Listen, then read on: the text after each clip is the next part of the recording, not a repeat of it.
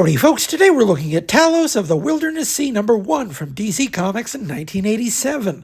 Gadzooks, dear friends, our specimen today is truly a special and rare treat, containing as it does 45 ad-free pages of original fantasy art by the great Gil Kane. Chances are very good that you've never heard of Talos. Even if you were buying comics at the time, this snuck out the door without a great deal of fanfare.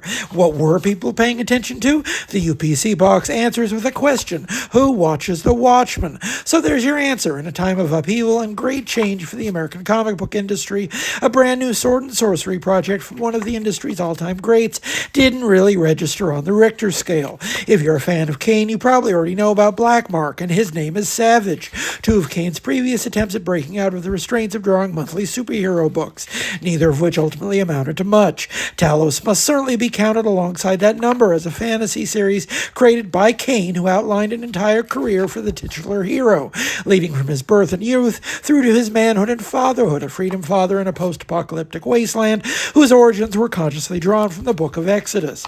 The book suffered a painfully protracted genesis across the mid-'80s, originating as a proposal in the early years of the decade, a period at the company defined by an openness towards out-of-the-box fantasy and sci-fi properties, buoyed by the success of books like Atari Force and Amethyst. A while back, we looked at a series called Spanner's Galaxy, launched a couple years prior, which seems to have been hatched from similar ambitions to strike out in new directions.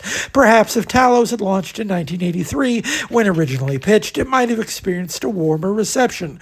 As it is, the property was derailed by the constant demands on Kane's time. In the years following his departure from Marvel, he was drawing Superman, the Atom, Blue Devil, and the Vigilante.